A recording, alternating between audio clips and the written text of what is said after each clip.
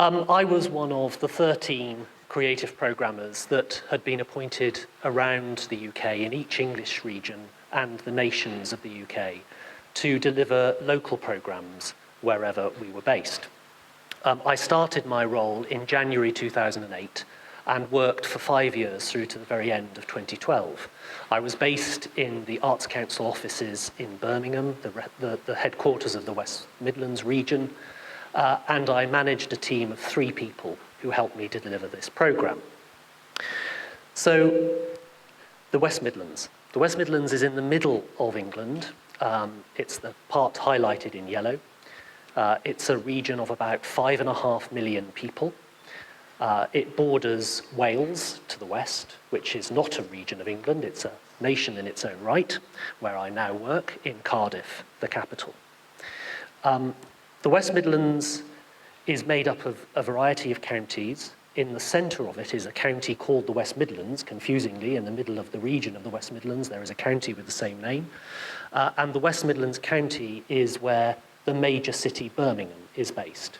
So Birmingham is the regional capital, and the West Midlands conurbation around Birmingham is between 2.5 and 3 million people. And the remaining 2.5 million people live in the mainly rural counties around Birmingham and the conurbation. I want to talk about 3 places in particular within the region to give you a sense of the diversity of the West Midlands and some of the particular features, the cultural features of the region. The first is Birmingham, a city of 1 million people in its own right, the youngest city in Western Europe and getting younger, unlike the rest of the UK, a very youthful place, and also a place of great diversity.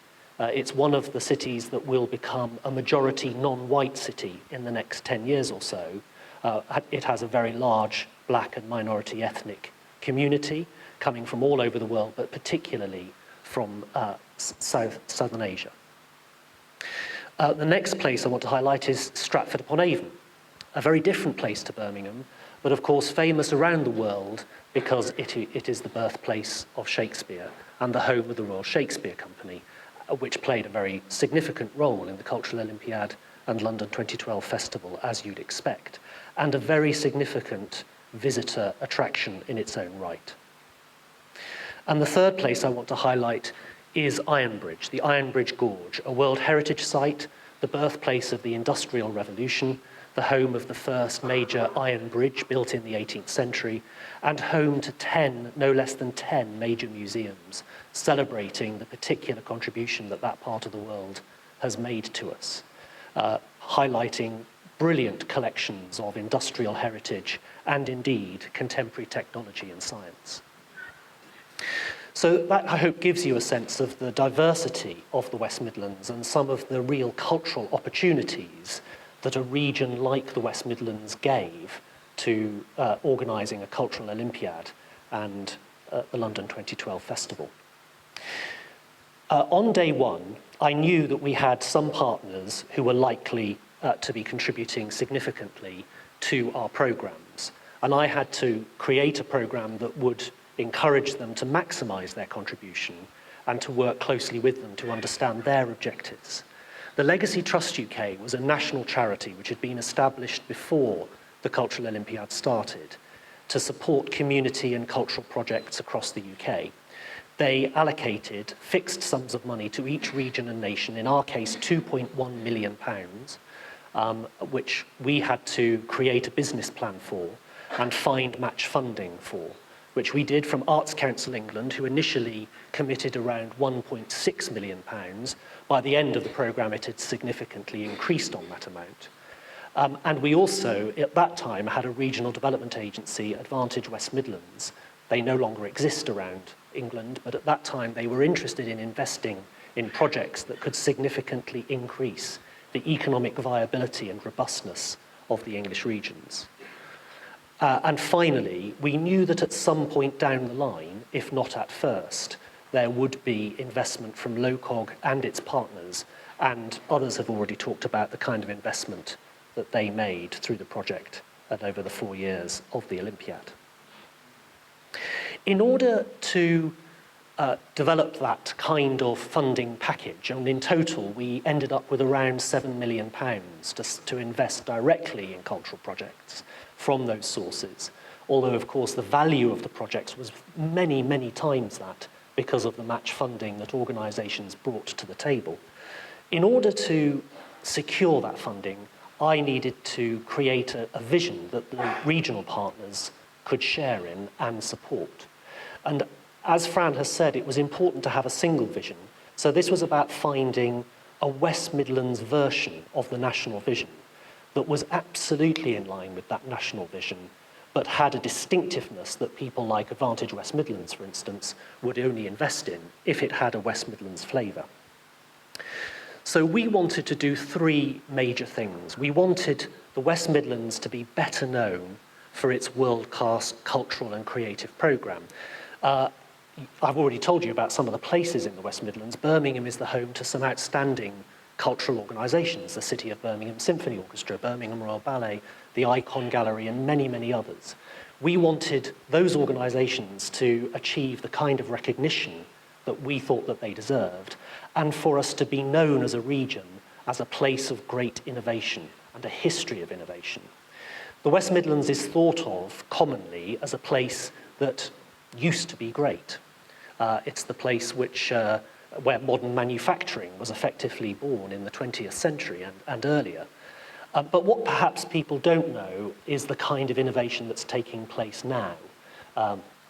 It's really the UK Centre for Computer Game Making, for instance, in Warwickshire in particular. And we wanted to tell that story not only of the history of innovation, but of contemporary innovation as well. Secondly, we wanted more people and different people to participate in culture, whether as participants or as audiences, so that there was a legacy for the programme, which would mean that new and different people took part in arts and culture. And finally, we wanted to better equip our cultural organisations so that they could work at a greater scale, work across a wider range of art forms, create new partnerships, and be more robust in the long term. There were two people who were involved with this programme, without whom we could not have delivered what was due to happen in the West Midlands. And they were very different people. On the left, on slightly grainy photograph, is David Moorcroft. David Moorcroft is a former athlete, a former world record holder at 5,000 metres. And David was the chair of the West Midlands Nations and Regions group. He's a man who was born and brought up in Coventry, one of the cities in the West Midlands. And he brought together all of the London 2012 effort, if you like, in the region around sport and volunteering and education, torch relay and culture. And the reason that David was absolutely critical to the success of the West Midlands programme is that he absolutely got behind the cultural programme. It was immensely helpful and valuable to have an athlete, a former athlete, somebody primarily associated with sport, advocating for and supporting the cultural programme. I can't really overestimate how important that was. And a very different person on the right, some of you will have met her last year, Ruth Mackenzie, the director of the London 2012 Festival, who absolutely understood when she came in halfway through the Cultural Olympiad that whilst what had happened had been a great start and we had had programmes running from 2008 onwards, that what the festival needed was a clarity and a focus that audiences, the media and the stakeholders could really get behind.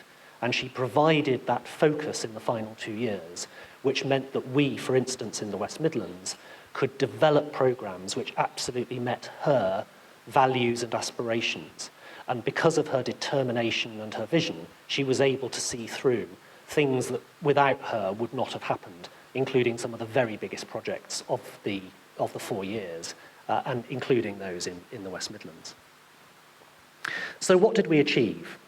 Overall, across the 4 years, there were almost 1,000 different events.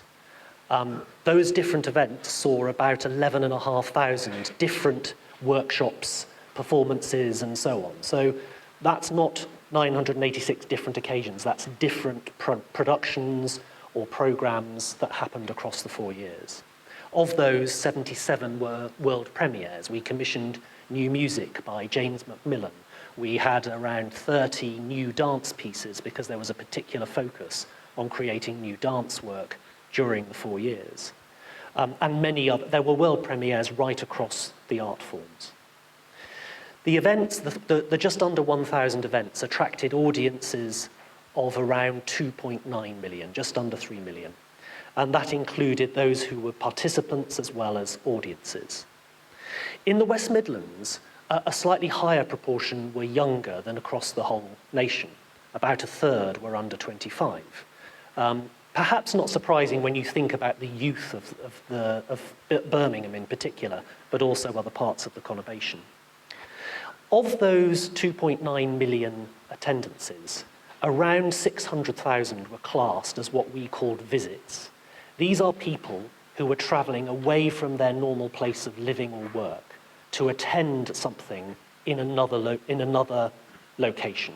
So these are people coming from outside the region into the West Midlands, specifically to see Cultural Olympiad activity, and people travelling from within the region to another part of the region to see Cultural Olympiad activity.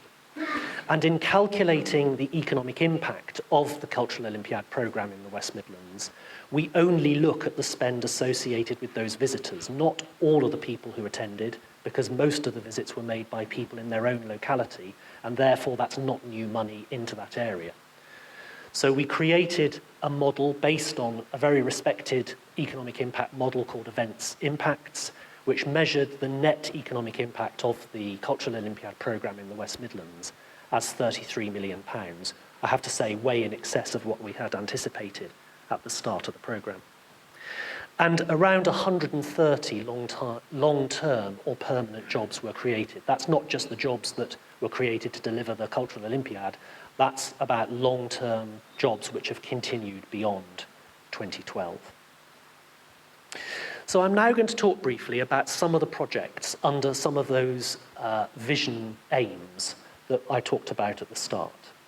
So the first of all, we'll talk about the fact that we wanted recognition for our world-class creativity and to attract visitors to the region to witness it for themselves.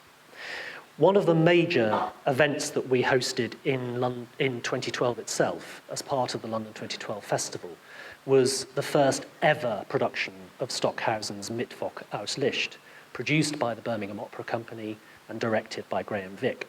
Now this piece is famous primarily for the fact that one of the acts, it's a 5-act opera, an extraordinary event all round, but one of the acts takes place in 4 helicopters, where an instrumentalist goes up in each of the 4 helicopters, and then the music and vision from those helicopters is beamed back into the space where the audience watch what's going on in the helicopters. It is an extraordinary undertaking, and as you can imagine, costs a fair few pounds. But by no means is it the outstanding moment in the opera. For me, the World Parliament, one of the earlier acts, where a very large number of soloists sing about the nature of love in a world parliament. So almost all of the nations of the world are represented, and they sing to each other about the notion and the meaning of love, a more Olympic and Paralympic ideal I don't think you can quite imagine. It was an astounding success, this event. There were reviews of the event in Los Angeles, in New York, in South America, right across Europe, in China. Visitors came from all around the world to see it. It sold out within an instant. Some people from Germany came and watched all 5 performances and stayed in the city for the duration. It created an extraordinary level of excitement. And I think that there was a sense in which this kind of event could only happen as part of the run-up to an Olympics and Paralympics, because when else would we have that kind of determination and vision to deliver something so extraordinary and indeed demanding, both financially and artistically. We've mentioned a couple of times the World Shakespeare Festival, which was led by the Royal Shakespeare Company and happened primarily, but not only, in Stratford. It happened also in Birmingham, where the Catalan director Calixto Bieto created a show called Forests, which drew on the forest scenes from many of Shakespeare's plays. It was an extraordinary theatrical moment and gives you a sense of the extent and the wide-ranging nature of the World Shakespeare Festival, which saw all sorts of international companies and artists work with the Royal Shakespeare Company to present a production of every single Shakespeare play over the course of the festival period. So next I want to talk about how we got more and different people to participate and to attend. One of the things that we wanted to do at the very start of the programme is make sure that this wasn't only about large-scale arts events and commissions in the big cities and urban centres of the region. We wanted every village, every street, every park in the region to be able to take part in the Cultural Olympiad themselves. And so we created something called the Community Games, inspired in part by something that Fran referred to earlier, Pierre de Coubertin's vision of the Games, of the modern Olympic Games, as a wedding of sport and the arts. And this was very much building on traditions that already existed in the West Midlands before. And so we created a programme with the county sports partnerships in the West Midlands called the Community Games. We created a toolkit which was free to download or to get a hard copy of, and this gave really practical information to communities who wanted to stage their own games. Every games event had to include both sport and the arts. And so alongside traditional and indeed fun sporting activities for local people to participate in, there were a range of arts and cultural activities, everything from dance workshops to choral singing to heritage events to sculpture. I mean, the range was extraordinary. In the 3 years that we ran community games in the West Midlands, there were about 600 games that took place in the region, attracting about 440,000 people. But what happened during that period is that the idea caught on and the project was rolled out across England. And indeed is still going on. It's now been picked up by a consortium of the YMCA and the county sports partnerships. And there have now been many, many thousands of games, attracting about 3 million people since they started in 2010. And they will continue. But participation wasn't only about small-scale local events. It was also about some of the very largest scale events in the programme as well. On the opening weekend of the London 2012 Festival, we had commissioned this major dance event from Motion House Dance Theatre, based in the West Midlands, working with an Australian company, Legs on the Wall, to create the Voyage, a major outdoor dance commission which happened in Birmingham city centre, the building of an enormous ocean-going liner in the middle of one of the most landlocked cities in the UK. And there was a cast of around 200 people. About 30 of those were professional dancers and musicians, but the remainder were locally recruited people who worked for many weeks with the artists as singers and dancers to perform an event that attracted around 15,000 people over the 4 nights. And then the last programme aim was around building a more robust, a stronger cultural sector. There are so many examples of the ways in which this happened. I can hardly really cover them all, but for instance, in Coventry, Godiva Awakes was one of the artists taking the lead projects, which saw a local carnival company, Imagineer, work with a local engineering company to be able to create an extraordinary puppet in Godiva, which was then cycled to London. And the collaboration between Imagineer and engineering companies, an unlikely collaboration, you might think, has persisted and is now informing future projects and the development of a very different kind of business plan for that organisation. In Ironbridge, mainly a heritage location and destination, the Ironbridge Gorge Museums commissioned a major Austrian digital artist, Kurt Henschlager, to create Core, an amazing work in one of their heritage buildings, which led them to seek out further work with contemporary artists, which they're now doing. And in Birmingham, SAMPAD, the South Asian Arts Organisation, worked with a whole series of video artists, and particularly the 3D architectural mapping company SEPA, to create something called Mandala. SAMPAD used to be an organisation that almost exclusively worked in dance and music. I would say that it's now the organisation in Birmingham that is absolutely at the forefront of digital art innovation, directly attributable to the experience they had on working with SEPA on Mandala. And they really are forging ahead and breaking new ground. So that's another image from Mandala. So what were the critical success factors for making this programme work, putting it together in the first place? The first thing I would say is that we weren't shy of the fact that we had a link to sport, because we know that a lot of people, particularly young people and those who aren't used to attending cultural activity, were motivated to take part in and attend Cultural Olympiad activity because of the link to the Games. And so by using that endorsement by people like David Moorcroft and indeed today's athletes, we were able to achieve a kind of media awareness and a youthful buy-in that we wouldn't have been able to achieve without. The second thing I would say, and this echoes what others have said, is get with the brand. There were English regions that tried to develop their own regional brands, which were more prominent and perhaps more were promoted more heavily than the link to London 2012. I think that sold their audiences and their communities short, in the sense that what people wanted from involvement in the Cultural Olympiad is a direct contact with and a sense that they were taking part in something linked to London 2012.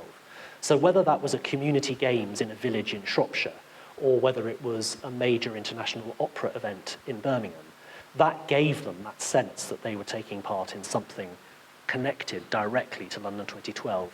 And really, in the year of 2012 itself, the Games brand is the only brand in town. It's the most powerful brand that you're going to have at your disposal to be able to persuade all sorts of people that they want to take part in culture. The third is about building a bank of reliable evidence. We were incredibly lucky that Advantage West Midlands had insisted at the very start of the programme that if they were going to give us money, we had to document, measure and provide evidence of the impact of everything that we did. And so we recruited a researcher to work with the team throughout the 4 years of the programme, and we published 6 monthly digests of how we were doing towards our targets.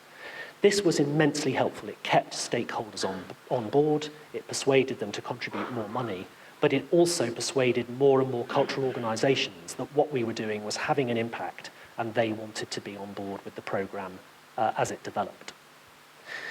The next is about excellence and diversity. That might look like two things. It isn't. It's absolutely one thing.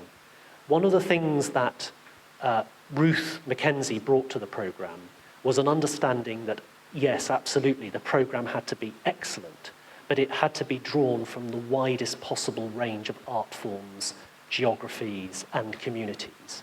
And so she actively sought artists and went into art forms that perhaps haven't traditionally been considered part of a cultural Olympiad. So we've seen, for instance, Dizzy Rascal, who was part of the London 2012 festival. She actively sought out pop artists, film, and a whole range of other people who perhaps were at first surprising, but all of whom represented excellence in the minds of the very wide range of audiences that she was looking to attract. And lastly, leave nothing to chance. Graham said earlier, think about the legacy now. Absolutely think about the legacy now and decide what you want it to be so that you can programme to create that legacy. Don't leave it to chance. Think about it as soon as possible and design your programme accordingly. Finally, I want to say something very briefly about the company I now work with, the National Dance Company Wales.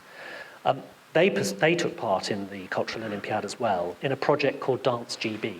3 dance companies, English National Ballet, Scottish Ballet and National Dance Company Wales, were invited to be part of a project where each of them made a work which were presented, all of which were presented in one evening, and then played in London, Glasgow and Cardiff.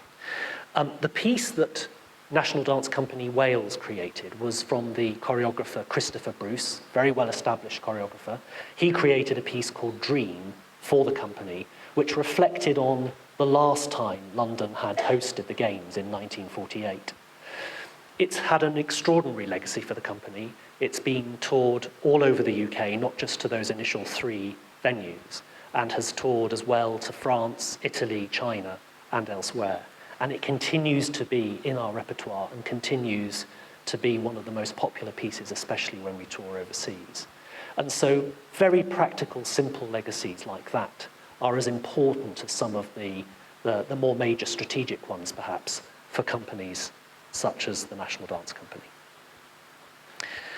I'm very happy for people to get in touch with me if they want to ask me further questions about the Cultural Olympiad.